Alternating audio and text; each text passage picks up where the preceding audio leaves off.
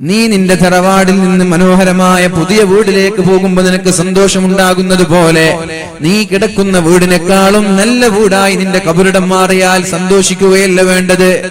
അല്ലാ തഖാഫു, നീ പേടിക്കേണ്ടതില്ല. അബ്ദിൽ ഹുദാറൻ ഖൈറൻ മിൻ ദാരിഹി വഅഹ്ലൻ ഖൈറൻ മിൻ അഹ്ലിഹി, കുടുംബത്തേക്കാൾ നല്ല കുടുംബം. കുടുംബത്തോട് യാത്ര ചോദിക്കുന്നതിൽ ടെൻഷൻ ഉണ്ടാകും, പക്ഷെ ഇതിനേക്കാൾ നല്ല കുടുംബമാണ് അവിടെ ഉള്ളത്. അല്ലാഹു നൽകട്ടെ, അല്ലാഹു നമ്മൾക്കൊക്കെ നൽകട്ടെ. ഇവിടുത്തെ കുടുംബം എന്ന് പറഞ്ഞാൽ ആരാണ് ഇവിടുത്തെ കുടുംബം? കല്യാണത്തിന് പോയില്ലെങ്കിൽ പ്രശ്നമാണ്, പോയതൊന്ന് വൈകിയാലും പ്രശ്നമാണ്, ക്ഷണിച്ചാലും പ്രശ്നമാണ്, ക്ഷണിച്ചില്ലെങ്കിലും പ്രശ്നമാണ്. ഒന്ന് കണ്ടിട്ട് മൈൻഡ് ചെയ്തില്ലെങ്കിൽ, പോയി ഭക്ഷണം കഴിച്ചില്ലെങ്കിൽ, ചെറിയ ചെറിയ മൈന്യൂട്ട് പ്രശ്നങ്ങൾ കാണുമ്പോ അതിന്റെ പേരിൽ പ്രശ്നങ്ങൾ ഉണ്ടാക്കുന്ന നമ്മുടെ കുടുംബക്കാർ. ഈ കുടുംബത്തെക്കാളും നല്ല കുടുംബം അവിടെ നൽകണമെന്ന് പറയുമ്പോ ആ കുടുംബക്കാര് നമ്മെ ദുഃഖിപ്പിക്കുകയില്ല, എന്നും സന്തോഷം മാത്രമാണ് ആ കുടുംബക്കാര് നൽകുക. നമ്മൾക്ക് ടെൻഷൻ നൽകൂല, നമ്മളെ വിഷമിപ്പിക്കൂല, നമ്മെ പ്രയാസപ്പെടുത്താത്ത കുടുംബം അവിടെ നൽകണേ അല്ലാഹ്. അപ്പൊ സന്തോഷിക്കല്ലേ വേണ്ടത്? ഇവിടുത്തെ കുടുംബത്തെക്കാളും നല്ല കുടുംബം അവിടെ കിട്ടിയാല് സന്തോഷിക്കല്ലേ വേണ്ടത്?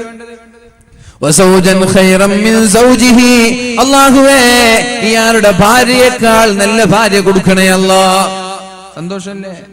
പടച്ചോനെ, ഈ പെണ്ണിനെ സഹിക്കാൻ തുടങ്ങിയിട്ട് എത്ര കാലായി. ഇത് പരാതിയും പ്രശ്നവും ചൊടിയും പണക്കവും അല്ലാതെ ഞാൻ കണ്ടിട്ടില്ല. അപ്പോഴാണ് ദുആ ചെയ്യുന്നത്, വസൗജൻ ഖൈറൻ മിൻ സൗജിഹി, ഈ ഭാര്യയെക്കാളും നല്ല ഭാര്യയെ നീ നൽകണേ അല്ലാഹ്. ആ ഭാര്യ പ്രശ്നങ്ങൾ ഉണ്ടാക്കൂല, വെറുപ്പിക്കൂല, ചൊടിപ്പിക്കൂല, പിണക്കൂല. ഇതിനേക്കാളും നല്ല ഭാര്യ. പിന്നെന്തിനാ ടെൻഷൻ? ഇതിനേക്കാളും നല്ല ഭർത്താവ്, ഭർത്താവിനേക്കാളും നല്ല ഭർത്താവിന് നൽകണേ അല്ലാഹ്. ഈ ഭർത്താവാണെങ്കിൽ ചായയുടെ പഞ്ചസാര കുറഞ്ഞതിന്റെ പേരിലാണ് ഇന്നലെ ചീത്ത പറഞ്ഞത്, ഇന്നത്തെ പാത്രങ്ങളൊക്കെ വലിച്ചെറിഞ്ഞത്, അയൺ ചെയ്യാത്തതിന്റെ പേരിലാണ് ഒരാഴ്ചക്കാലം പിണങ്ങി നിന്നത്, അലക്കിയിട്ട് വസ്ത്രത്തിൽ നിന്ന് ചെറിയൊരു കറ ബാക്കിയായതിന്റെ പേരിൽ അടിച്ചിട്ടുണ്ട്, വസ്ത്രം വലിച്ചെറിഞ്ഞിട്ടുണ്ട്. എന്നാൽ ഇതിനേക്കാളും നല്ലൊരു ഭർത്താവിന് നൽകണേ അല്ലാഹ്.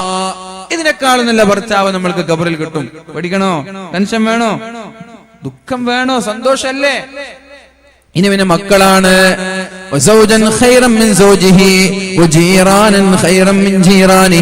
ചുറ്റുഭാഗങ്ങളുള്ള അയൽവാസികളെക്കാൾ നല്ല അയൽവാസികളെ നൽകണേ അല്ലാഹ്.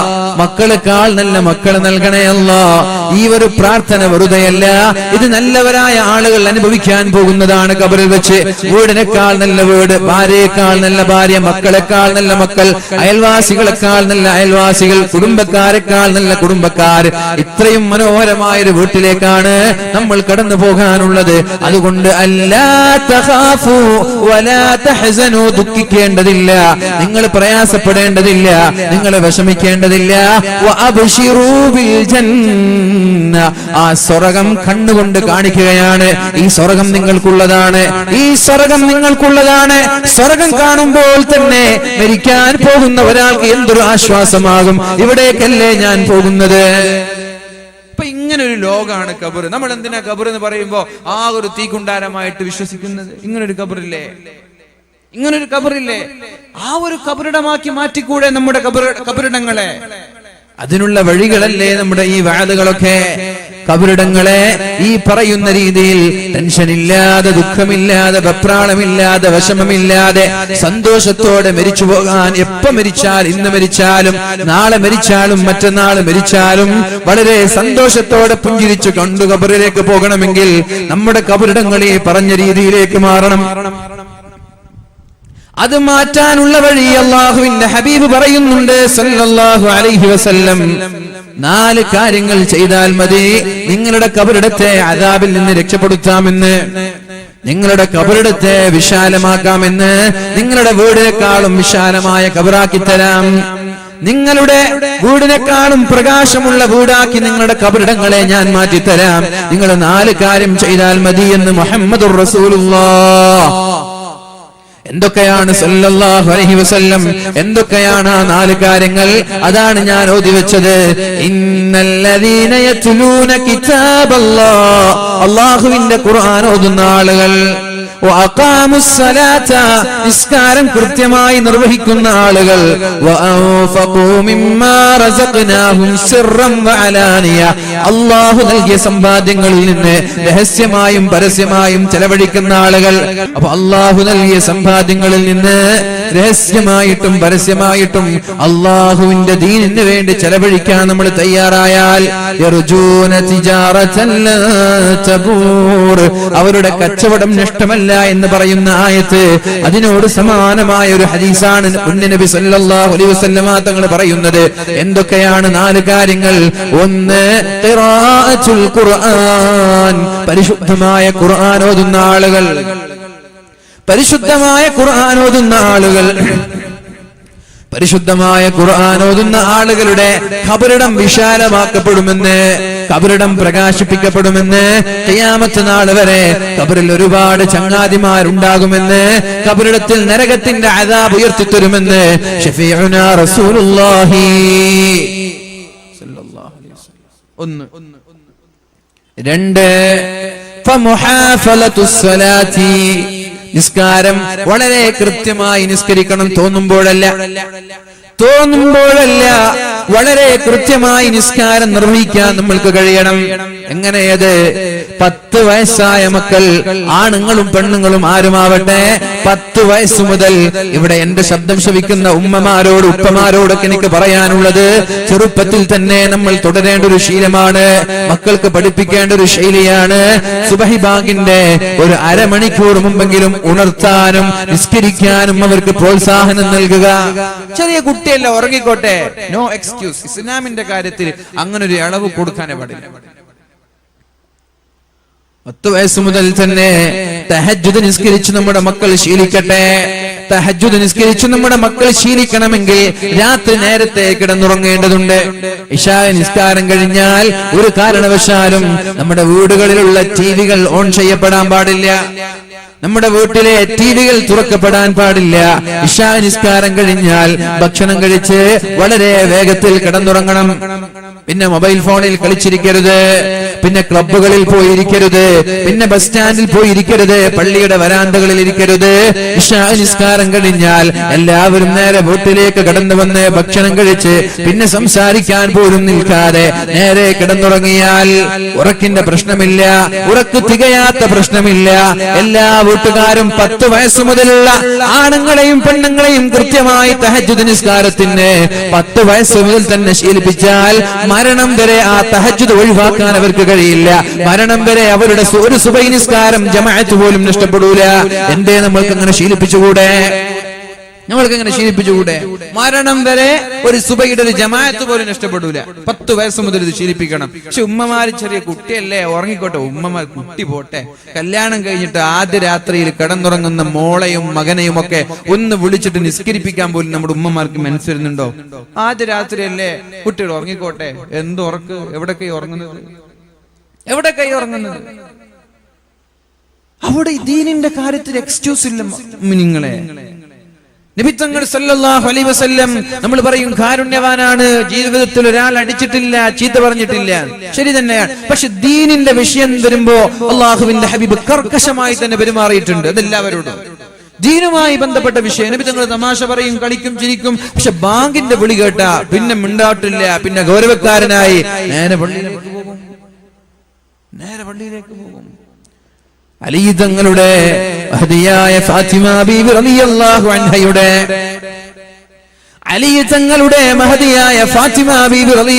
അൻഹയുടെ കല്യാണം കഴിഞ്ഞ ആദ്യ രാത്രി മുതൽ, ആദ്യ രാത്രിക്ക് ചിലപ്പോ ഉറങ്ങാതെ സുബഹിയുടെ 5 മിനിറ്റോ 10 മിനിറ്റോ അല്ലെങ്കിൽ 1 മണിക്കൂറും ഒക്കെ ഉറങ്ങിയാൽ സുബഹി ബാങ്ക് കൊടുക്കുമ്പോ എണീക്കാൻ പറ്റിയെന്ന് വരില്ല, ക്ഷീണം കൊണ്ട്.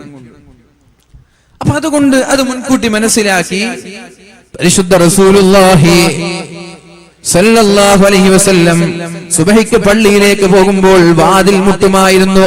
അസ്സലാത്തു യാ അഹ്ലൽ ബൈത്ത്, ഓ നബി കുടുംബമേ നിസ്കാരമുണ്ട്. ഓ നബി കുടുംബമേ, സുബഹി നിസ്കാരമുണ്ട് എന്ന് പറഞ്ഞ് അള്ളാഹുവിന്റെ ഹബീബ് പള്ളിയിലേക്ക് പോകുമ്പോൾ കല്യാണം കഴിഞ്ഞ് ആ മദൂദ് തീരുന്ന ആദ്യത്തെ 6 മാസം വാതിലിൽ മുട്ടി അലി തങ്ങളെ ഫാത്തിമ ബീവിയെ നിസ്കരിക്കാൻ വിളിച്ചിരുന്നു എന്ന് ഹദീസുകളിൽ കാണാം. 6 മാസം, അത് ആ ഫസ്റ്റ് ടൈമിൽ നമ്മൾക്ക് ഉണ്ടാകുന്ന മദൂദ് തീരുന്നത് വരെ. ഇന്നതൊരു എക്സ്പീരിയൻസ് ആയില്ലേ? അതുകൊണ്ട് എന്റെ ശബ്ദം ശ്രവിക്കുന്ന സഹോദരിമാരോട്, സഹോദരന്മാരോട് എനിക്ക് പറയാനുള്ളത്, രക്ഷിതാക്കളോട് പറയാനുള്ളത്, 10 വയസ്സ് മുതൽ നമ്മുടെ മക്കളെ തഹജ്ജുദ് നിസ്കരിക്കാൻ നമ്മൾ ശീലിപ്പിക്കണം. എന്നാലോ മരണം വരെ അവരുടെ ഒരു സുബഹി നിസ്കാരത്തിന്റെ ജമാഅത്ത് പോലും നഷ്ടപ്പെടൂല. ടിപ്പു സുൽത്താൻ നമ്മൾക്കറിയാം, എത്രയോ തിരക്കുകളുള്ള വലിയൊരു മഹാനായ വലിയാണ്, വലിയൊരു രാജാവായിരുന്നു. അദ്ദേഹം ജീവിതത്തിൽ ഒരു സുബഹി നിസ്കാരം പോലും ജമാഅത്ത് നഷ്ടപ്പെട്ടിട്ടില്ല എന്ന് പറയുമ്പോ നമ്മൾക്കൊക്കെ എന്ത് തിരക്കാണുള്ളത്? എത്രയോ യുദ്ധങ്ങൾ നടത്തിയ ആളാണ് ടിപ്പു സുൽത്താൻ. നമ്മൾക്ക് എന്ത് തിരക്കാണ്? എന്ത് തിരക്കാ? പഠിക്കുകയാണെങ്കിൽ തന്നെ സുബഹി നിസ്കാരം കഴിഞ്ഞ് ഏറ്റവും ബറക്കത്തുള്ള സമയമുണ്ട്. ആ സമയത്ത് പഠിക്കുമ്പോൾ നമ്മുടെ തലയിൽ കയറും. മനഃപാഠമാക്കാനുള്ള പ്രത്യേകമായ കഴിവ് അല്ലാഹു നൽകിയ സമയമാണത്. എത്ര പഠിച്ചാലും മടുപ്പ് വരാതെ പെട്ടെന്ന് മനസ്സിലാക്കാൻ പറ്റുന്ന വളരെ ബറക്കത്തുള്ള സമയമാണ്. സൂര്യൻ ഉദിക്കുന്നത് വരെയുള്ള സമയം. നേരത്തെ കിടന്നുറങ്ങി നേരത്തെ ഉണരുന്ന ശീലം നമ്മളിൽ ഉണ്ടാക്കി സുബഹി നിസ്കാരം ജമാഅത്തായി നിർവഹിച്ച് ളുഹറും അസ്റും മഗ്രിബും ഇശാവും എല്ലാം വളരെ കൃത്യമായി നിസ്കരിക്കുന്ന ആളുകളാണെങ്കിൽ അവരുടെ ഖബറിടങ്ങൾ അല്ലാഹു തആല വിശാലമാക്കി തരുമെന്ന്, അവരുടെ ഖബറിടങ്ങളെ അല്ലാഹു തആല പ്രകാശിപ്പിച്ചു തരുമെന്ന്, അവരുടെ ഖബറിടങ്ങളിൽ ശിക്ഷകൾ ഉണ്ടാവൂല എന്ന്, അവരുടെ ഖബറിടങ്ങളിൽ ഖിയാമത്ത് നാൾ വരെ സന്തോഷിപ്പിക്കുന്ന ചങ്ങാതിമാരുണ്ടാകുമെന്ന് ശഫീഉനാ റസൂലുള്ളാഹി അല്ലാഹു തൗഫീഖ് ചെയ്യട്ടെ. മൂന്നാമതായി പറഞ്ഞത് സ്വതക്കയാണ്. സ്വതക്കയാണ് മൂന്നാമതായി പറഞ്ഞത്. സ്വതക്ക നൽകുന്ന ആളുകൾ, ദാനധർമ്മം ചെയ്യുന്ന ആളുകൾ, അല്ലാഹുവിന്റെ മാർഗത്തിൽ പിശുക്കില്ലാതെ ചെലവഴിക്കുന്ന ആളുകൾ, അവർക്ക് അല്ലാഹു ദുനിയാവിലും ആഖിറത്തിലും വലിയ നേട്ടങ്ങളാണ് നൽകാൻ പോകുന്നത്. ദുനിയാവിൽ അല്ലാഹു അവർക്ക് പകരം നൽകുമെന്ന് മാത്രമല്ല, കൊടുത്തതിനേക്കാളും കൂടുതൽ നൽകുമെന്നാണ് ശഫീഉനാ റസൂലുള്ളാഹി സ്വല്ലല്ലാഹു അലൈഹി വസല്ലമ തങ്ങൾ പഠിപ്പിച്ചത്. ഒന്ന് കൊടുക്കുമ്പോൾ അല്ലാഹു 10 എണ്ണമാണ് തരുന്നത്. ഒരുപക്ഷെ അത് തന്നെ 100ഉം 1000ങ്ങളും ആവാം. إلا زاده وما فتح رجل باب عطية يريد بها صلة إلا زاده الله. ഒരാൾ നന്മയ്ക്ക് വേണ്ടി, കുടുംബബന്ധം ചേർക്കാൻ വേണ്ടി, ദീനിയായ കാര്യങ്ങൾക്ക് വേണ്ടി സ്വതക്ക നൽകുകയാണെങ്കിൽ അയാളുടെ സമ്പാദ്യങ്ങളിൽ അല്ലാഹു ബർക്കത്ത് ചെയ്യുമെന്ന് മുഹമ്മദുർ റസൂലുള്ളാഹി സ്വല്ലല്ലാഹു അലൈഹി വസല്ലം. മാ നഖസ മാലും മിൻ സദഖ, സ്വതക്ക നൽകുന്നവന്റെ സമ്പാദ്യങ്ങളിൽ നിന്ന് ഒരു നാണയത്തു പോലും കുറയൂല എന്ന് മുഹമ്മദുർ റസൂലുള്ളാഹി. ഇന്ന സദഖത തദ്ഫഉ അൻ മൈതത്തിസ്സൂ, സദഖ നൽകുന്ന ആളുകൾക്ക് ഈമാൻ സലാമത്തായി മരിക്കാമെന്ന് പരിശുദ്ധ റസൂലുള്ളാഹി സല്ലല്ലാഹു അലൈഹി വസല്ലം. അതേ ഹബീബ് തന്നെയാണ് പറയുന്നത്. അല്ലാഹുവിന്റെ മാർഗങ്ങളിലേക്ക്, ദീനിയായ കാര്യങ്ങളിലേക്ക് അകമഴിഞ്ഞ് സഹായിക്കുന്ന ആളുകൾ അവരുടെ ഖബറിടങ്ങളെ അല്ലാഹു പ്രകാശിപ്പിക്കുമെന്ന്, അവരുടെ ഖബറിടങ്ങളെ അല്ലാഹു വിശാലമാക്കുമെന്ന്, അവരുടെ ഖബറിടങ്ങളിൽ നരകത്തിന്റെ അദാബ് ഉണ്ടാവൂല എന്ന്. ഭാര്യയെക്കാളും നല്ല ഭാര്യ, ഭർത്താവിനേക്കാളും നല്ല ഭർത്താവ്, മക്കളെക്കാളും നല്ല മക്കളെ, അയൽവാസിയെക്കാളും നല്ല അയൽവാസി, കുടുംബങ്ങളെക്കാളും നല്ല കുടുംബം, വീടിനേക്കാളും നല്ല വീട്, ഇതെല്ലാം അല്ലാഹു ഒരുക്കി തരുന്നത് ഇത്തരം ആളുകൾക്കാണ്. അപ്പോൾ ഇനി മുതൽ നമ്മൾ ചങ്ങാതിമാരെ കൂട്ടേണ്ടത് ഖബർ വരെ വന്ന് തിരിച്ചു പോകുന്ന ചങ്ങാതിമാരെയല്ല, ഖബർ വരെ വന്ന് തിരിച്ചു പോകുന്ന സ്നേഹിതന്മാരെയല്ല. മരിച്ചാൽ നമ്മുടെ ഖബറിടത്തിലേക്ക് നമ്മുടെ കൂടെ വരുന്ന ഇത്തരം ചങ്ങാതിമാരെയാണ്. അല്ലാഹു തൗഫീഖ് ചെയ്യട്ടെ, അല്ലാഹു തൗഫീഖ് ചെയ്യട്ടെ. ഈ സൽപ്രവർത്തനങ്ങളെ, സാലിഹായ അമാലുകളെ, അല്ലാഹു പറഞ്ഞതുപോലെയുള്ള ജീവിക്കാൻ പറ്റുന്ന സൽപ്രവർത്തനങ്ങളെ നമ്മുടെ ചങ്ങാതിമാരാക്കി നമ്മൾക്ക് കൂടെ നിർത്താൻ സാധിച്ചാൽ മരണത്തെ പേടിക്കുന്നതിന് പകരം പുഞ്ചിരിയോടെ, സന്തോഷത്തോടെ ഖബറിലേക്ക് കടന്നു പോകാൻ നമ്മൾക്ക് സാധിക്കും. അല്ലാഹു തൗഫീഖ് ചെയ്യട്ടെ. മഹാനായ ഉമർ ഇബ്നുൽ ഖത്താബ് റളിയല്ലാഹു അൻഹു പരിശുദ്ധമായ റമദാൻ മാസം മദീന പള്ളിയിൽ മനോഹരമായ വിളക്കുകൾ വെച്ചപ്പോഴാണ് അലി തങ്ങൾ ആ പള്ളിയിലേക്ക് കയറി വരുന്നത്. നവ്വറല്ലാഹു ഖബ്റക യാ ഉമർ കമാ നവ്വർത മസാജിദ. ഉമറേ, അല്ലാഹുവിന്റെ പള്ളിയെ നീ അലങ്കരിച്ചതുപോലെ, അള്ളാഹുവിന്റെ പള്ളിയെ നീ പ്രകാശിപ്പിച്ചതുപോലെ അള്ളാഹു നാളെ നിന്റെ കബറിടങ്ങളെ പ്രകാശിപ്പിക്കട്ടെ എന്ന് മഹാനായ അലി ഇബ്നു അബീ ത്വാലിബ് റളിയല്ലാഹു അൻഹു ദുആ ചെയ്യുമ്പോ പള്ളിയുടെ കരണ്ടിന്റെ ചെലവേറ്റെടുക്കുന്ന ആളുകൾ ദീനിയായ കാര്യങ്ങൾക്ക് വെളിച്ചം നൽകുന്ന അതിന്റെ ചെലവ് ഞാൻ ഏറ്റെടുത്തോളാം എന്ന് പറയുന്ന ആളുകൾ, ഏതെങ്കിലും വീടുകളിൽ വെളിച്ചമില്ലെങ്കിൽ അതിനുള്ള വഴികൾ ഞാൻ ഏറ്റെടുക്കാമെന്ന് മദ്രസകളിലേക്ക്, പള്ളികളിലേക്ക്, ദീനിയായ സ്ഥാപനങ്ങളിലേക്ക് അവരുടെ ഇരുട്ടിൽ നിന്ന് വെളിച്ചം നൽകാൻ വേണ്ടി സാമ്പത്തികമായി സഹായം ചെയ്യുന്ന ആളുകൾ ഇൻഷാ അല്ലാഹ് അവരുടെ കബറിടങ്ങൾ നാളെ പ്രകാശിപ്പിക്കപ്പെടുമെന്നാണ് ഈ അലി തങ്ങളുടെ പ്രാർത്ഥനയിൽ നിന്ന് നമ്മൾക്ക് മനസ്സിലാക്കാൻ സാധിക്കുന്നത്. അല്ലാഹു നമ്മുടെ കബറിടങ്ങളെ പ്രകാശിപ്പിച്ചു തരട്ടെ.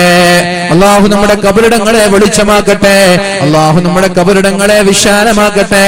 അല്ലാഹു കബറിടങ്ങൾ ഖിയാമത്ത് നാൾ വരെ അദാബില്ലാതെ സന്തോഷത്തോടെ ചെലവഴിക്കാൻ നമ്മൾക്ക് തൗഫീഖ് നൽകട്ടെ.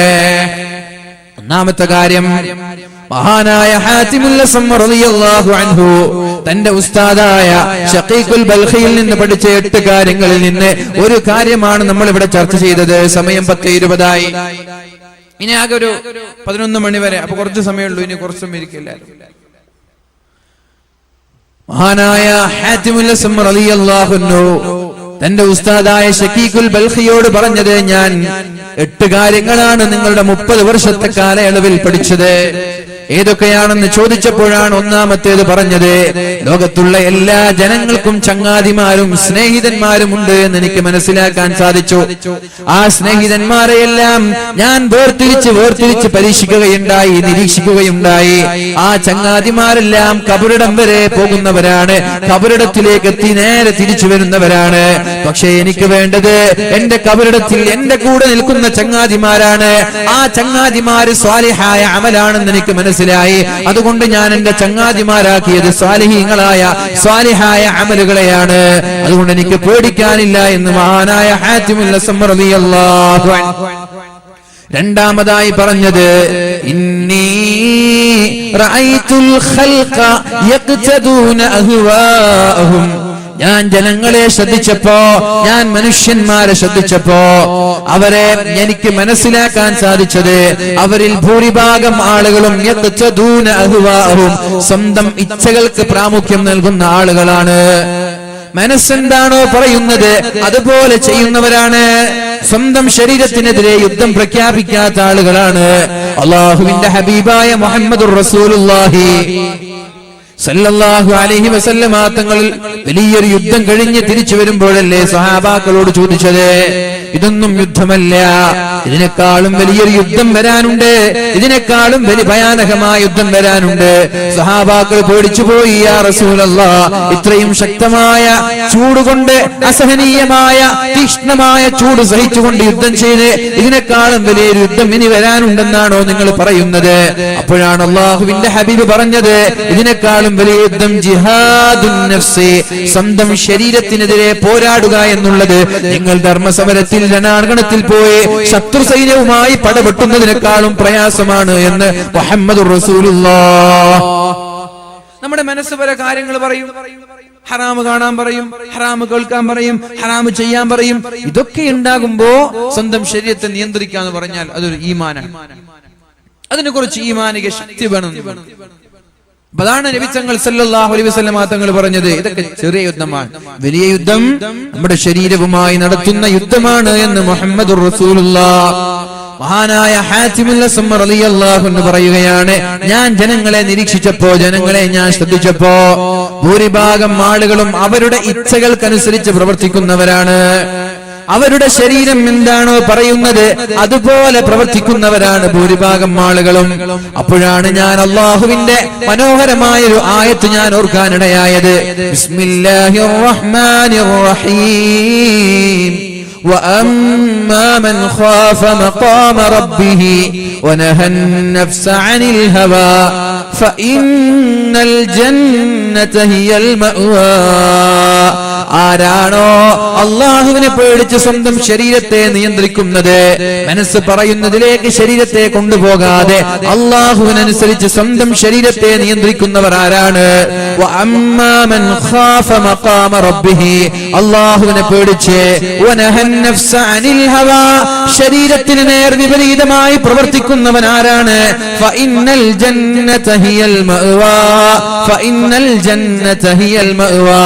തീർച്ചയായിട്ടും അവന് മാത്രമാണ് അല്ലാഹു തആല നാളെ സ്വർഗീയ ലോകം ഒരുക്കി വെച്ചിട്ടുള്ളൂ എന്ന പരിശുദ്ധമായ ഖുർആനിനെ കുറിച്ച് ഞാൻ ആലോചിക്കാൻ തുടങ്ങി. എല്ലാവരും മനസ്സ് പറയുന്നത് കേൾക്കുന്നവരാണ്.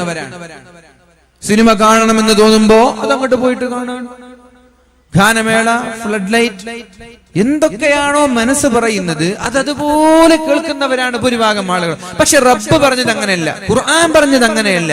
ഖുർആൻ പറഞ്ഞത് ശരീരത്തിനെതിരെ പ്രവർത്തിച്ച് അള്ളാഹുവിന് അനുകൂലമായി പ്രവർത്തിക്കുന്ന ആളുകൾ, അവർക്കാണ് അള്ളാഹു സ്വർഗം ഒരുക്കി വെച്ചിട്ടുള്ളത്.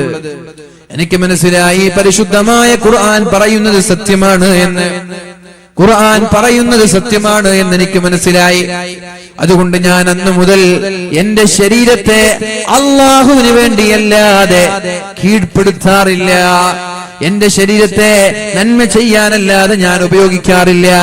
തെറ്റിലേക്ക് ശ്രമിച്ചാൽ ഞാൻ എന്റെ ശരീരത്തെ നിയന്ത്രിച്ച് തെറ്റിൽ നിന്ന് ഞാൻ മാറി നിൽക്കാറുണ്ട് എന്ന് മഹാനായ ഹാത്തിമുൽ അസ്സം റളിയല്ലാഹു അൻഹു 30 വർഷക്കാലം തന്റെ ഉസ്താദിന്റെ വീട്ടിൽ ജോലി ചെയ്തിട്ട്, ഉസ്താദിന്റെ വീട്ടിൽ പഠിക്കാൻ ചെന്നിട്ട് ഉസ്താദിന്റെ പെൺമക്കളെ തന്റെ കണ്ണുകൊണ്ട് കണ്ടിട്ടില്ല മഹാനായ ഹാത്തിമുൽ അസ്സം റളിയല്ലാഹു അൻഹു.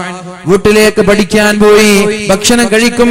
ഭക്ഷണം കഴിച്ചിട്ട് ഒരുപക്ഷെ കൈ കഴുകുമ്പോൾ വെള്ളമൊഴിച്ചു കൊടുക്കുന്നത് ഉസ്താദിന്റെ മക്കളായ പെൺമക്കളായിരിക്കാം. ഇദ്ദേഹം ആ പെൺമക്കളെ പോലും പെണ്ണാണ് എന്ന് തിരിച്ചറിഞ്ഞിട്ടില്ല. ഒരു ദിവസം മഹാനായ ഹാത്തിമുൽ അസ്സം റളിയല്ലാഹു അൻഹുവിന്റെ കൂടെ അല്പം ചില ശിഷ്യന്മാരെയും കൂട്ടി ഷക്കീഖുൽ ബൽഖിയുടെ വീട്ടിലേക്ക് പോവുകയാണ്. ഹാത്തിമുൽ അസ്സം തങ്ങൾ അല്പം ചില ശിഷ്യന്മാരെയും കൂട്ടി ഉസ്താദിന്റെ ഷക്കീഖുൽ ബൽഖിയുടെ വീട്ടിലേക്ക് ചെല്ലുകയാണ്. ക്ലാസ് കഴിഞ്ഞു, പഠനം കഴിഞ്ഞു, ഭക്ഷണം കഴിച്ചിട്ട് കൈകളിലേക്ക് വെള്ളമൊഴിച്ചു കൊടുത്തത് ഷക്കീഖുൽ ബൽഖി എന്ന് പറയുന്ന ഉസ്താദിന്റെ പെൺമക്കളാണ്. ക്ലാസ് കഴിഞ്ഞ് തിരിച്ചു വരുമ്പോൾ ഹാത്തിമുൽ അസ്സം തങ്ങളുടെ ശിഷ്യന്മാര് പറയാൻ തുടങ്ങി, ഉസ്താദേ, നിങ്ങൾ ചെയ്തത്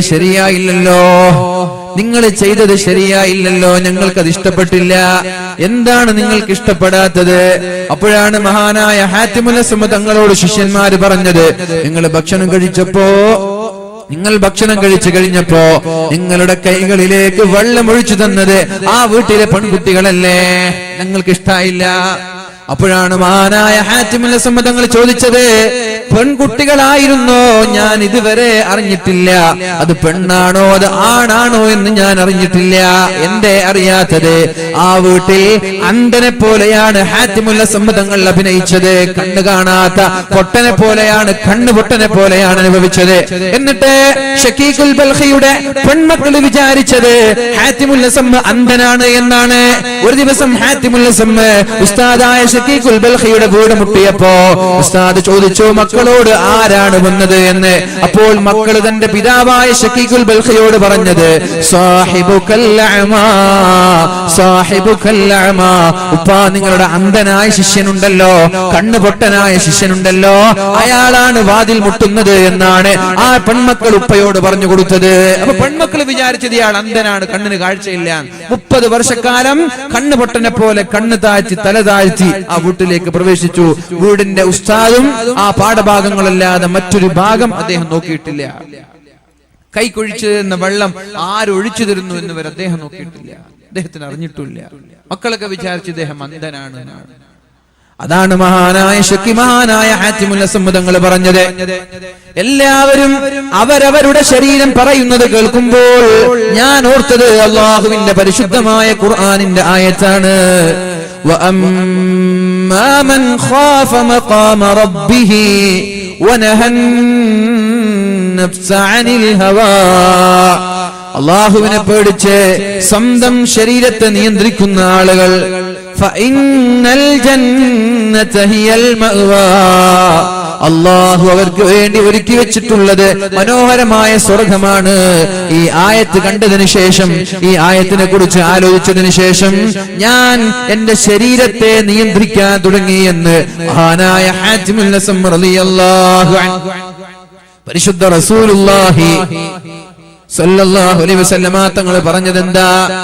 അൽ കൈസു, ബുദ്ധിമാൻ എന്ന് പറയുന്നത് ആരാണ്? ബുദ്ധിമാൻ ആരാ? ബുദ്ധിമാൻ ലോക ചെസ് ചാമ്പ്യൻഷിപ്പിൽ ഫസ്റ്റ് റാങ്ക് വാങ്ങിക്കുന്ന ആളാണോ? ആണോ? സിവിൽ സർവീസിലും മറ്റുള്ള എക്സാമുകളിലൊക്കെ ഫസ്റ്റ് റാങ്ക് വാങ്ങിക്കുന്നവരാണോ? ആണോ? SSLC-യിൽ 100-ൽ 100, +2-ൽ 100-ൽ 100, ഡിഗ്രിക്ക് എത്തിയപ്പോ അവിടെയും ഫുൾ മാർക്ക്. ഇതാണ് ബുദ്ധി? ഇല്ല. അൽ കൈസു, ബുദ്ധി എന്ന് പറയുന്നത്, ബുദ്ധിമാൻ എന്ന് പറയുന്നത്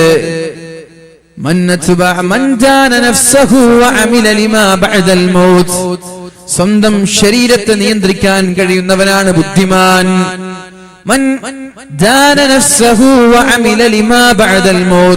സ്വന്തം ശരീരത്തെ നിയന്ത്രിച്ച് ഖബറിലേക്ക് വേണ്ടി ഒരുങ്ങുന്നവനാണ് ബുദ്ധിമാനെന്ന് മുഹമ്മദുർ റസൂലുള്ളാഹ് സല്ലല്ലാഹു അലൈഹി വസല്ലം.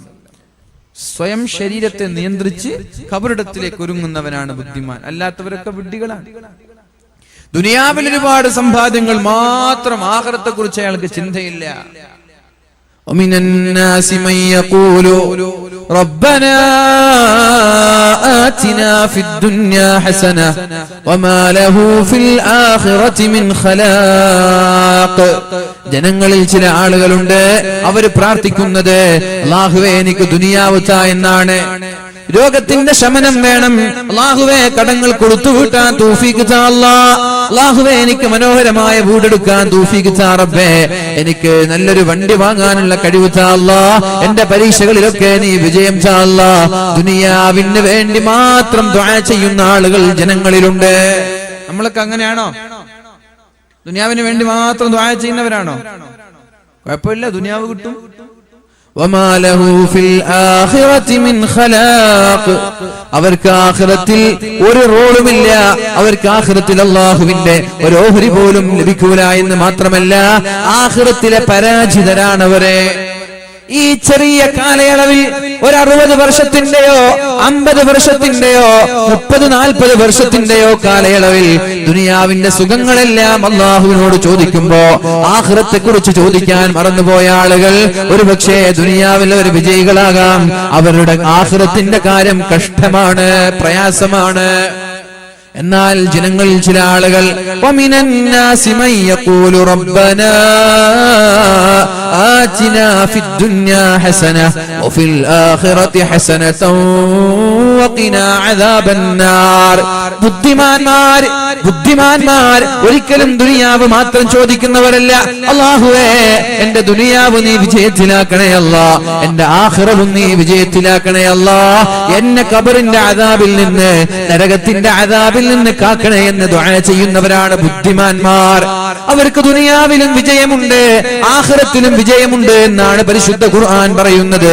അതുകൊണ്ട് ബുദ്ധിമാൻ എന്ന് പറയുന്നത് മൻ ദാന നഫ്സഹു വഅമില ലിമാ ബഅദൽ മൗത്ത്. സ്വന്തം ശരീരത്തെ നിയന്ത്രിച്ച് മരണശേഷമുള്ള ലോകത്തേക്ക് വേണ്ടി ഒരുങ്ങുന്നവരാണ് ബുദ്ധിമാൻ. അതുകൊണ്ട് എന്റെ പ്രിയമുള്ള മുഅ്മിനീങ്ങളോട്, ചെറുപ്പക്കാരികളോട് എനിക്ക് പറയാനുള്ളത്, സ്വന്തം ശരീരത്തെ നിയന്ത്രിക്കുന്നവർക്കാണ് അല്ലാഹു നാളെ സ്വർഗീയ ലോകം ഒരുക്കി വെച്ചിട്ടുള്ളത്. ശരീരം പറയുന്നതിനനുസരിച്ച് ജീവിക്കുന്ന ആളുകൾ വിഡ്ഢികളാണ് എന്ന് മാത്രമല്ല, അവരുടെ ആഖിറത്തിലെ കാര്യം കഷ്ടമാണ്. അല്ലാഹു നമ്മെ കാക്കട്ടെ, അല്ലാഹു നമ്മെ സംരക്ഷിക്കുമാറാവട്ടെ. മൂന്നാമത്തെ കാര്യം, മഹാനായ ഹാത്തിമുൽ അസ്സം തങ്ങൾ പറയുന്ന മൂന്നാമത്തെ കാര്യം, ഇന്നി റഅയ്തു കുല്ല വാഹിദിൻ മിനൻ നാസ്. ജനങ്ങളിൽപ്പെട്ട ഒരുപാട് ആളുകൾ യസാ ഫീ ജംഇ ഹുതാമിദ് ദുനിയാ, ദുനിയാവ് ഒരുമിച്ച് കൂട്ടാൻ വേണ്ടി ഓടിച്ചാടി നടക്കുന്നത് കാണാനിടയായി. 8 കാര്യങ്ങളാണ് ഇതിൽ നിന്ന് മൂന്നാമത്തേത്. ഇനി 5 ഉള്ളൂ. മഹാനായ ഹാത്തിമുൽ അസ്സം തങ്ങൾ പറയാണ്, ഇന്നി റഅയ്തു കുല്ല വാഹിദിൻ മിനൻ നാസ്. ജനങ്ങളിൽപ്പെട്ട ഒരുപാട് ആളുകൾ എനിക്ക് കാണാനിടയായി. എന്താണ് അവർ ചെയ്യുന്നത്? ദുനിയാവിന്റെ ആഡംബരങ്ങൾ ഒരുമിച്ച് കൂട്ടാൻ പരിശ്രമിക്കുന്നത് എനിക്ക് കാണാനിടയായി. പിന്നെ ആ സമ്പാദ്യങ്ങളൊക്കെ പിടിച്ചു വെക്കുകയാണ്, ചെലവഴിക്കുന്നില്ല, പിശുക്ക് കാട്ടുകയാണ്. ഒരുപാട് സമ്പാദിച്ചിട്ട് അക്കൗണ്ടില് കുറെ സ്ഥലം വാങ്ങിച്ചു, കുറെ ബിൽഡിംഗ് എടുത്തു, വലിയ വീട് കെട്ടി, വലിയ വണ്ടിയൊക്കെ എടുത്തു എന്നല്ലാതെ 5 പൈസ കൊടുക്കുന്നില്ല. സ്വന്തം ആവശ്യത്തിന് മാക്സിമം ചെലവഴിക്കുന്നു.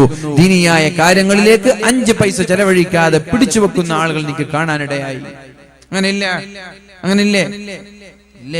പൈസ ഉണ്ടാക്കി, കാശ് ഉണ്ടാക്കി, അധ്വാനിച്ച് കോടീശ്വരന്മാരായി 5 പൈസ പുറത്തു കൊടുക്കാതെ മക്കളും ഞാനും എന്റെ വീട്ടുകാരും എന്നുള്ള ചിന്തയോടെ വലിയ വീട്, വലിയ വാഹനങ്ങൾ, സ്വന്തത്തിന് എത്രയും ചെലവഴിക്കുന്നു, ദീനിന് വേണ്ടി കൊടുക്കാത്ത ആളുകൾ, ഇത്തരം ആളുകൾ എനിക്ക് കാണാനിടയായി. അപ്പോഴാണ് ഞാൻ പരിശുദ്ധമായ ഖുർആനിന്റെ ഒരു ആയത്ത് ഓർത്തത്. ബിസ്മില്ലാഹിർ റഹ്മാനിർ റഹീം. ما عندكم ينفد وما عند الله باق. ما عندكم ينفد وما عند الله باق. മനുഷ്യന്മാരെ, ജനങ്ങളെ, നിങ്ങളുടെ കയ്യിലുള്ളതെല്ലാം തീർന്നു പോകുന്നതാണ്. അല്ലാഹുവിന്റെ കയ്യിലുള്ളത് തീരൂല. നമ്മുടെ കയ്യിലുള്ളത് തീർന്നു പോകും, അല്ലാഹുവിന്റെ കയ്യിലുള്ളത് അത് ബാക്കിയാണ്. മനസ്സിലായില്ല എന്ന് തോന്നുന്നുണ്ട്. നമ്മൾ പിശുക്കി വെച്ചത് തീർന്നു പോകും, നമ്മുടെ മരണത്തോടുകൂടി അസ്തമിക്കുകയാണ്. അല്ലാഹുവിന് വേണ്ടി ചെലവഴിച്ചത് അത് തീരാതെ ബാക്കിയാണ്. അതാണ് നമ്മുടെ ഖബറിൽ വെച്ച് കണ്ടുമുട്ടാൻ പോകുന്നത്. ഇത് പരിശുദ്ധ ഖുർആനിന്റെ ആയത്തല്ലേ? ഇത് വിശ്വസിക്കൽ നമ്മുടെ ബാധ്യതയല്ലയോ മുഅ്മിനീങ്ങളെ? വമാ ഇൻദല്ലാഹി ബാഖ്. നമ്മുടെ കയ്യിൽ നമ്മൾ പിശുക്കി വെച്ചത്, നമ്മൾ തിന്നത്, കുടിച്ചത്, വസ്ത്രം ധരിച്ചത്, വീട് കെട്ടിയത്, വണ്ടി വാങ്ങിച്ചത് എല്ലാം നമ്മുടെ മരണം വരുമ്പോഴേക്കും തീർന്നു പോവുകയാണ്. മരണത്തോടുകൂടി എല്ലാം അവസാനിക്കുകയാണ്. എന്നാൽ 1 രൂപയെങ്കിലും നന്മയ്ക്ക് വേണ്ടി ചെലവഴിച്ചിട്ടുണ്ടെങ്കിൽ അതവിടെ ബാക്കിയാണ്. അത് മാത്രമേ കിട്ടുള്ളൂ. തിന്നത് കിട്ടോ? ഇല്ല. തിന്നത് ടോയ്ലറ്റിലെത്തി. ഡ്രസ്സോ അത് നുരുമ്പിച്ചു പോയി. വീടോ 20 കൊല്ലം വഴിയും അതും പോയി. വണ്ടി അതിന് 2-3 വർഷം ഉപയോഗിച്ചപ്പോഴേക്ക് പുതിയ വണ്ടി വന്നത്, വിറ്റ് പുതിയത് വാങ്ങിച്ചു. ഇങ്ങനെ വണ്ടിയും പോയി. പിന്നെ എന്താ ബാക്കിയുള്ളത്? ബാക്കിയുള്ളത് അല്ലാഹുവിന് വേണ്ടി ചെലവഴിച്ചതാണ്. അപ്പോൾ ഞാനൊരു തീരുമാനമെടുത്തു. എനിക്ക് എന്റെ സമ്പത്ത് തീർന്നു പോകാൻ പാടില്ല. എന്റെ സമ്പത്ത് ബാക്കി വേണം. നമ്മുടെ സമ്പത്തൊക്കെ ബാക്കി വേണ്ടേ? തീർന്നു പോകലാണോ ഇഷ്ടമല്ല ബാക്കിയാവലാണോ ഇഷ്ടം? എന്താ ഇഷ്ടം? നമ്മുടെ സമ്പത്ത് ബാക്കിയാവലാണോ ഇഷ്ടമല്ല തീർന്നു പോകലാണോ? ബാക്കിയാവണം. എല്ലാരെയും കാശും സമ്പത്തും ബാക്കി വേണം. എങ്ങനെയാണ് നമ്മുടെ സമ്പാദ്യങ്ങൾ ബാക്കിയാകുന്നത്? ഞാൻ തീരുമാനമെടുത്തു, എന്റെ സമ്പാദ്യങ്ങൾ മുഴുവനും ബാക്കി വേണം. അതുകൊണ്ട് എനിക്ക് ലഭിക്കുന്ന സമ്പാദ്യങ്ങളിൽ എന്റെ നിർബന്ധമായ ചെലവുകൾ കഴിഞ്ഞ് ബാക്കിയുള്ള മുഴുവനും ലിവജിഹില്ല, അല്ലാഹുവിന്റെ മാർഗത്തിലേക്ക് ഞാൻ ചെലവഴിച്ചു.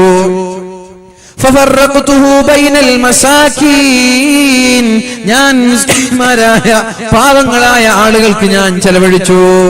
ദരിദ്രന്മാരായ ആളുകൾ, വീടില്ലാത്തവർക്ക് വീട് കെട്ടാൻ, കിണറില്ലാത്തവർക്ക് കിണർ കുഴിക്കാൻ, പുസ്തകം വാങ്ങാൻ കഴിയാത്തവർക്ക് അത് വാങ്ങാൻ, പള്ളിയിലേക്ക്, മദ്രസയിലേക്ക്, ഇസ്ലാമിക് സെന്ററിലേക്കൊക്കെ എന്റെ ചെലവ് കഴിഞ്ഞ് ബാക്കിയുള്ളതെല്ലാം ഞാൻ സംഭാവന ചെയ്തു. നിങ്ങളുടെ ചെലവ് കഴിഞ്ഞിട്ട് മതി, നിങ്ങൾ തിന്നാതെ കുടിക്കാതെ കൊടുക്കണമെന്നല്ല. നിങ്ങൾക്ക് വസ്ത്രം, നിങ്ങളുടെ വീട്, നിങ്ങളുടെ ചെലവ് കഴിഞ്ഞിട്ട് ബാക്കിയുള്ളത് കൊടുക്കുക. എന്തിന്? അത് ബാക്കിയാവാൻ വേണ്ടിട്ട്, തീരാൻ വേണ്ടിട്ടല്ല. അതാണ് ബാക്കിയുള്ളത്. ഞാൻ എന്റെ ചെലവ് കഴിഞ്ഞ് ബാക്കിയുള്ളതെല്ലാം ദീനിയായ കാര്യങ്ങൾക്ക് ഞാൻ ചെലവഴിക്കാൻ തുടങ്ങി. കാരണം എന്റെ സമ്പാദ്യങ്ങൾ എനിക്ക് നാളെ അനുഭവിക്കണ്ടേ? ഞാനിവിടെ കഷ്ടപ്പെട്ടത്, ഞാനിവിടെ പ്രയാസപ്പെട്ടത് ഇവിടെ തീർന്നു പോയാൽ അതുകൊണ്ട് എനിക്ക് എന്തുപയോഗമാണുള്ളത്? ഞാൻ ചോര നീരാക്കി, വിയർപ്പ് നീരാക്കി, വർഷങ്ങളോളം പ്രവാസ ലോകത്ത് ഭാര്യയെ കാണാതെ, മക്കളെ കാണാതെ ഒരുപാട് കഷ്ടപ്പെട്ട് അധ്വാനിച്ചുണ്ടാക്കിയത് ദുനിയാവിൽ വെച്ച് തന്നെ തീർന്നു പോയാൽ എന്റെ ജീവിതം നഷ്ടമല്ലയോ? അതുകൊണ്ടതെല്ലാം എനിക്ക് നാളെ ആഖിറത്തിൽ കാണാൻ വേണ്ടി ദീനിയായ കാര്യങ്ങൾക്ക് ഞാൻ ചെലവഴിച്ചു. എനിക്കത് കിട്ടുമെന്നുള്ള വിശ്വാസമുണ്ട്. ഇതൊക്കെ വിജയമന്ത്രങ്ങളാണ്, ഇതൊക്കെ വിജയിക്കാനുള്ള വഴികളാണ്. നാലാമതായി മഹാനായ ഹാത്തിമുൽ അസ്മദങ്ങൾ പറയുന്നത് അന്നീ റഅയ്തു ബഅദൽ ഖൽഖി, ചില ആളുകളെ ഞാൻ കാണാനിടയായി, ചില ആളുകളെ ഞാൻ കാണാനിടയായി. ഓർക്കം വരുന്നുണ്ടോ? ഒന്ന് എണ്ണീറ്റിട്ടിരിക്കുക എല്ലാരും. സല്ലു അലാ സയ്യിദിനാ മുഹമ്മദ്, അല്ലാഹുമ്മ സല്ലി അലാ സയ്യിദിനാ മുഹമ്മദിൻ വഅലാ ആലി സയ്യിദിനാ മുഹമ്മദ്, അല്ലാഹുമ്മ സല്ലി അലാ സയ്യിദിനാ മുഹമ്മദിൻ വഅലാ ആലി സയ്യിദിനാ മുഹമ്മദ്, അല്ലാഹുമ്മ സല്ലി അലാ സയ്യിദിനാ മുഹമ്മദിൻ വഅലാ ആലി സയ്യിദിനാ മുഹമ്മദ്. അല്ലാഹു സ്വീകരിക്കട്ടെ. അല്ലാഹു റബ്ബ് സുബ്ഹാനഹു വ തആല ഓരോ സ്വലാത്തിനും ഒരു മലക്കിനെ നിയോഗിച്ച് ഈ വഅദ് കഴിഞ്ഞു പോകുമ്പോഴേക്കും ആയിരക്കണക്കിന് മലക്കുകളെ സമ്പാദിക്കാൻ നമ്മൾക്ക് കഴിയണം. ഒരു സ്വലാത്തിന് ഒരു മലക്ക്, ഒരു സ്വലാത്തിന് ഒരു മലക്ക്. അങ്ങനെ നമ്മളൊരു 100 സ്വലാത്ത് വഅദിന്റെ ഇടയിൽ പരിശുദ്ധ റസൂലുള്ളാഹി ഇത് പറയുമ്പോ സല്ലല്ലാഹു അലൈഹി വസല്ലം എന്ന് പറയുമ്പോ അല്ലാഹു ഒരു മലക്കിനെ നിയോഗിക്കുകയാണ്. എന്തിനു വേണ്ടി? ഖിയാമത്ത് നാൾ വരെ നമ്മൾക്ക് വേണ്ടി ഇസ്തിഗ്ഫാർ ചൊല്ലാൻ, ഖിയാമത്ത് നാൾ വരെ നമ്മൾക്ക് വേണ്ടി ദുആ ചെയ്യാൻ.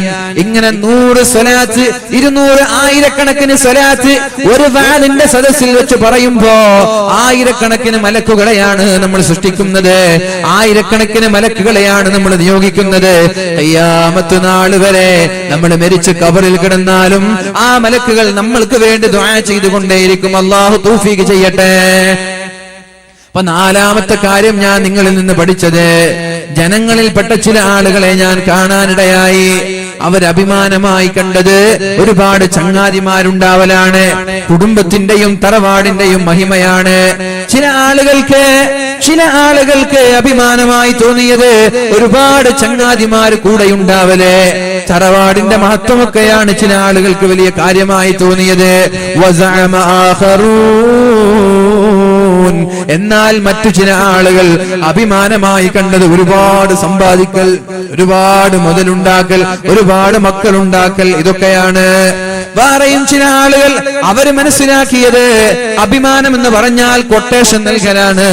ചില ആളുകളെ അടിക്കല്, ഇടിക്കല്, കൊലപാതകം നടത്തല്, നാട്ടിലെ ഗുണ്ടയായി നടക്കല്, നാട്ടിലെ റൗഡിയായി ചമ്മാടിയായി നടക്കലൊക്കെ അഭിമാനമായി ചില ആളുകൾ കാണാറുണ്ട്. സ്കൂളിലൊക്കെ കാണാ, പഠിക്കാൻ വേണ്ടി പോകുന്ന വിദ്യാർത്ഥികൾ അവിടെ ഗുണ്ടായിസം കാണിക്കുന്ന ആളുകളാണ് ഇന്നത്തെ ക്യാമ്പസിലെ ഹീറോകൾ.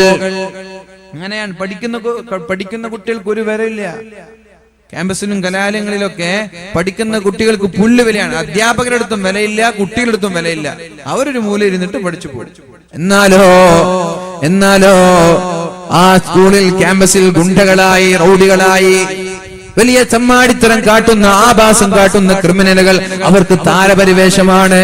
അവർക്കൊരുപാട് ഫാൻസ്, അവർക്കൊരുപാട് ഫോളോവേഴ്സ്. ഇതൊക്കെയാണ് കോളേജിന്റെ അവസ്ഥ. ഇതൊക്കെ ഒരു അഭിമാനമായി കാണുന്ന ആളുകളുണ്ട്. ഇങ്ങനെയൊക്കെ ആളുകൾ ഉണ്ടാകുമ്പോ ഞാൻ മനസ്സിലാക്കി, അഭിമാനം എന്ന് പറയുന്നത് എവിടെയാണ്? സമ്പത്തിലല്ല, സ്ഥാനമാനങ്ങളിലല്ല, മക്കൾ ഒരുപാടുണ്ടാകുന്നതിലല്ല, കുടുംബത്തിലോ തറവാട്ടിലോ അല്ല. ഇന്ന അക്രമകും ഇൻദല്ലാഹി അത്ഖാകും, ആർക്കാണോ തഖ്വയുള്ളത് അവനാണ് അഭിമാനി. തഖ്വയുള്ളവർക്ക് മാത്രമേ ഇവിടെ അഭിമാനിക്കാനുള്ള വഴികളുള്ളൂ എന്ന് ഞാൻ മനസ്സിലാക്കി. ഇന്ന അക്രമകും ഇൻദല്ലാഹി അത്ഖാകും, കുടുംബം വലിയ തറവാട്ടുകാരനായതുകൊണ്ട് അല്ലാഹുവിന്റെ കോടതിയിൽ രക്ഷപ്പെടൂല. വലിയ മുതലാളിയായതുകൊണ്ട് അള്ളാഹുവിന്റെ കോടതിയിൽ രക്ഷപ്പെടൂല. സ്ഥാനമാനങ്ങൾ പൊളിറ്റിക്കൽ ലീഡർ ആയതുകൊണ്ട് അള്ളാഹുവിന്റെ കോടതിയിൽ രക്ഷപ്പെടൂല എന്ന് എനിക്ക് മനസ്സിലായി. അള്ളാഹുവിന്റെ കോടതിയിൽ രക്ഷപ്പെടണമെങ്കിൽ തഖ്വ വേണമെന്ന് എനിക്ക് മനസ്സിലായി. അതുകൊണ്ട് ഞാൻ മക്കളുടെ പേരിലോ സമ്പത്തിന്റെ പേരിലോ സ്ഥാനമാനങ്ങളുടെ പേരിലോ ഞാൻ അഭിമാനിച്ചില്ല. തഖ്വയെയാണ് ഞാൻ തെരഞ്ഞെടുത്തത്. ഖുർആൻ പറയുന്നത് സത്യമാണെന്ന് എനിക്ക് മനസ്സിലായി. അന്ന് മുതൽ തഖ്വയ്ക്കാണ് ഞാൻ സ്ഥാനം നൽകിയത്. അള്ളാഹുവിന്റെ അടുത്ത് സ്വീകരിക്കണമെങ്കിൽ തഖ്വ വേണമെന്ന് മനസ്സിലായി. എന്താണ് തഖ്വ എന്ന് പറയുന്നത്? തഖ്വ എന്ന് പറഞ്ഞാൽ എന്താ തഖ്വ എന്ന് പറഞ്ഞാൽ? ഉറക്കൊന്നും വരുന്നില്ലല്ലോ. ഉറക്കം വരുന്നുണ്ടോ? തഖ്വ എന്ന് പറഞ്ഞാൽ എന്താ? അപ്പൊ അഞ്ചാമത്തെ കാര്യം വിശദീകരിക്കുന്നില്ല. അഞ്ചാമത്തെ കാര്യം, ഇന്നി റഅയ്തുന്നാസ, ഞാൻ ജനങ്ങളെ കാണാനിടയായി, യദുമ്മു ബഅലുഹും ബഅലാ, ചില ആളുകൾ മറ്റു ചിലരെ ആക്ഷേപിക്കുന്നത് ഞാൻ കാണാനിടയായി. അല്ലേ, നമ്മളെല്ലാരും മറ്റുള്ളവരെ ആക്ഷേപിക്കുന്നതല്ലേ. ഉസ്താദുമാർക്ക് പാരെ ഉസ്താദുമാരായിരിക്കും, പിന്നെ മീൻ മാർക്കറ്റിലുള്ള മീൻ കച്ചവടക്കാർക്ക് പാരെ മീൻ കച്ചവടക്കാരായിരിക്കും, സ്വർണ്ണ കച്ചവടക്കാർക്ക് സ്വർണ്ണ കച്ചവടമായിരിക്കും, എല്ലാവരും പരസ്പരം പാര. ഇന്നി റഅയ്തുന്നാസ യദുമ്മു ബഅലഹും ബഅലാ, ചില ആളുകൾ ചില ആളുകളെ പാരവെക്കുന്നതും ആക്ഷേപിക്കുന്നതും കാണാനിടയായി. വയഗ്താബു ബഅലുഹും ബഅലാ, ചില ആളുകൾ മറ്റു ചിലരെ ഗീബത്ത് പറയുന്നതും ഞാൻ കാണാനിടയായി. فوجدت وصل ذلك من الحسد في المال والجاه والعلم, ഇൽമിലുള്ള അസൂയ, പൈസയിലുള്ള അസൂയ, സ്ഥാനമാനങ്ങളിലുള്ള അസൂയ, ഇത് കാരണത്താലാണ് ആളുകൾ ഗീബത്ത് പറയുന്നത്. ഇപ്പൊ ഞാൻ ഇന്നൊരാൾ, ഇയാളെ ഞാൻ വെറുതെ കുറ്റം പറയില്ല, എന്നോട് തത്തുല്യമായ ഒരാൾ ഞാൻ കുറ്റം പറയുന്നത് എനിക്ക് അയാളുടെ അസൂയാണ്. ഞാൻ വെറുതെ ഒരാളെ ഞാൻ കുറ്റം പറയില്ല. ഞാനൊരാളെ കുറ്റപ്പെടുത്തി സംസാരിക്കുന്നുണ്ടെങ്കിൽ അതെനിക്ക് അയാളോടുള്ള അസൂയാണ്. ഒന്നുകിൽ അയാളുടെ പൈസയോടുള്ള അസൂയ, അല്ലെങ്കിൽ അയാളുടെ ഇൽമിനോടുള്ള അസൂയ, അല്ലെങ്കിൽ അയാളുടെ സ്ഥാനമാനങ്ങളോടുള്ള അസൂയ, അല്ലെങ്കിൽ അയാളുടെ കഴിവിനോടുള്ള അസൂയ. അല്ലേ, സത്യത്തിൽ അങ്ങനെ തന്നെ നമ്മളൊരാളെ കുറ്റപ്പെടുത്തുന്നത് അസൂയുള്ളതുകൊണ്ടല്ലേ. എനിക്കത് മനസ്സിലായി. ആളുകൾ ഈ ഗീബത്ത് പറയുന്നത്, കുറ്റം പറയുന്നത്, നമീമത്ത് പറയുന്നതൊക്കെ അസൂയ കൊണ്ടാണെന്ന് എനിക്ക് മനസ്സിലായി. അപ്പോഴാണ് ഞാൻ അള്ളാഹുവിന്റെ മനോഹരമായ പരിശുദ്ധമായ ഖുർആനിന്റെ ഒരു ആയത്ത് ഞാൻ ഓർത്തത്. ബിസ്മില്ലാഹിർ റഹ്മാനിർ റഹീം, നഹ്നു ഖസംനാ ബൈനഹും മഈശതഹും ഫിൽ ഹയാത്തിദ് ദുനിയാ, ദുനിയാവിൽ ഓരോ ആളുകൾക്കുള്ള മഈശത്ത് ഞാൻ കണക്കാക്കിയിട്ടുണ്ട്. എനിക്കുള്ളത് അല്ലാഹ് കണക്കാക്കിയിട്ടുണ്ട്. പിന്നെ ഞാൻ അസൂയ വെച്ചിട്ട് എന്താ കാര്യം? അല്ലേ, ഒരാൾ ഇവിടെ ജ്വല്ലറി തുടങ്ങി, അപ്പോഴേക്കും അപ്പുറത്തെ സൈഡ് വേറെ ആൾ ജ്വല്ലറി തുടങ്ങി. അയാൾ യാ അല്ലാഹ് എന്റെ കച്ചവടം പോയല്ലോ പഠിച്ചോനെ. പിന്നെ അയാളോട് ചൊടിയോ പാരയോ വെക്കേണ്ട ആവശ്യമുണ്ടാ? ഇയാളെ കച്ചവടം തരുന്ന പഠിച്ചോനല്ലേ. നിനക്കുള്ള മഈശത്ത് അല്ലാഹു കണക്കാക്കിയിട്ടുണ്ട്, ഇവനുള്ള മഈശത്ത് ഇവനും അല്ലാഹു കണക്കാക്കിയിട്ടുണ്ട്. പിന്നെ എന്തിന് നമ്മൾ ഇങ്ങനെ അസൂയ വെക്കണം, പാര വെക്കണം, പകയോടെ വിദ്വേഷത്തോടെ നടക്കാൻ ആവശ്യമില്ല. ഖുർആനിന്റെ മനോഹരമായ ആയത്താണ്, നഹ്നു ഖസംനാ ബൈനഹും മഈശതഹും ഫിൽ ഹയാത്തിദ് ദുനിയാ, ഇവിടെ കൂടിയിരിക്കുന്ന ഓരോ ആളുകൾക്കുമുള്ള മഈശത്ത് അല്ലാഹു കണക്കാക്കിയിട്ടുണ്ട്. എനിക്കും നിങ്ങൾക്കൊക്കെയുള്ള മഈശത്ത് അല്ലാഹു കണക്കാക്കിയിട്ടുണ്ട്. ഇന്നാലെന്ന വീട്ടിൽ മുഹമ്മദ് മസ്കറ്റിലുള്ള സഹോദരന്റെ വീട്ടിൽ ഭക്ഷണം കഴിക്കണമെന്ന് റബ്ബിന്റെ ഖളാണ്. നിങ്ങൾക്ക് ആർക്കെങ്കിലും തടുക്കാൻ പറ്റുമോ? അയാൾ ഇന്ന് ഞാൻ വരാൻ വിടൂല, ഭക്ഷണം കഴിക്കാൻ ഞാൻ അനുവദിക്കൂല എന്ന് പറഞ്ഞ് ഞങ്ങൾ നാട്ടുകാരെല്ലാരും കൂടി തീരുമാനിച്ചാലും എന്നെ ഒരു പോറലേൽപ്പിക്കാൻ കഴിയോ? ഇല്ല. ഇത് എന്റെ വെല്ലുവിളിയല്ല, ഇത് അള്ളാഹുവിന്റെ വെല്ലുവിളിയാണ്. നിങ്ങൾ വിചാരിക്കണ്ട അയാൾ കാസർഗോഡ് നിന്ന് ഇവിടെ നിന്നിട്ട് നമ്മൾ വെല്ലുവിളിക്കാൻ നോക്കട്ടെ എന്നൊക്കെ പറയണ്ടേ. ഞാൻ ഭക്ഷണം കഴിച്ചു കഴിഞ്ഞു, ഇനി തടുക്കാനും നിൽക്കണ്ട. ഭക്ഷണം കഴിച്ചു കഴിഞ്ഞാൽ പോകുന്ന വഴിയിലേ നോക്കാരെന്നവേ. അപ്പൊ അള്ളാഹു തീരുമാനിച്ചതാണ് ഇന്നാലെന്ന ദിവസം ഞാൻ ഇവിടെ ഭക്ഷണം കഴിക്കണമെന്നുള്ളത്. ഭക്ഷണം കഴിച്ചു കഴിഞ്ഞു എന്റെ മഈശത്ത് അള്ളാഹു കണക്കാക്കി, നിങ്ങളുടെ മഈശത്തൊക്കെ കണക്കാക്കിയിട്ടുണ്ട്. ഇവിടെ ഇരിക്കുന്ന എല്ലാവരുടെയും മഈശത്ത് കണക്കാക്കിയിട്ടുണ്ട്. ഇനി ഞാൻ ചോദിക്കട്ടെ, നിങ്ങൾ രാത്രിയും രാവിലെയും തലകുത്തി മറിഞ്ഞാലും അള്ളാഹു കണക്കാക്കിയതിനേക്കാൾ ഒരു ദിർഹം കൂടുതൽ ഉണ്ടാക്കാൻ ആർക്കെങ്കിലും കഴിയോ? കഴിയില്ല. ഇനി നിങ്ങൾ കിടന്നുറങ്ങി, ഒരു പണിയെടുത്തില്ല എങ്കിൽ അള്ളാഹു കണക്കാക്കിയതിൽ നിന്ന് വല്ലത് കുറയോ? ഇല്ല. അപ്പൊ എന്ന് വെച്ചാൽ നാളെ മുതൽ കിടന്നുറങ്ങാന്നല്ല, നിങ്ങൾ നിങ്ങളുടേതായ ഡ്യൂട്ടി ചെയ്യും. മറ്റുള്ളവന്റെ ഹക്കിൽ ഇടപെടേണ്ടാന്ന്. അധ്വാനിക്കണം, ജോലി ചെയ്യണം, അതൊന്നും വേണ്ട എന്നല്ല. മറ്റുള്ളവരുടേത് അപഹരിക്കാൻ നിൽക്കണ്ട, അവനോട് അസൂയ വെക്കണ്ട, പാര വെക്കണ്ട, അവനെ തകർക്കാനും ശ്രമിക്കണ്ട. എനിക്കുള്ളത് റബ്ബ് തരും. അത് നിങ്ങളുടെ കച്ചവടത്തിന് മുമ്പ് ഒന്നല്ല 4-5 കച്ചവടക്കാര് പുതിയത് തുടങ്ങിയാലും. അതുകൊണ്ട് ഞാൻ മനസ്സിലാക്കി, നഹ്നു ഖസംനാ ബൈനഹും മഈശതഹും ഫിൽ ഹയാത്തിദ് ദുനിയാ, ദുനിയാവിൽ അല്ലാഹു തആല ഓരോ ആളുകൾക്കുള്ള മഈശത്ത് വ്യക്തമായി കണക്കാക്കിയിട്ടുണ്ട്. എനിക്ക് അസൂയ വെക്കേണ്ട ആവശ്യമില്ല. സ്ഥാനം അയാൾക്കുള്ളത് അല്ലാഹു നൽകും, എന്റെ സ്ഥാനം അല്ലാഹു എനിക്ക് തരും. ആരസൂയ വെച്ചാലും പിന്നെ എന്തിനാണ് ഈ അസൂയ? എന്തിനാണ് ഈ പാര? എന്തിനാണ് ഈ പക?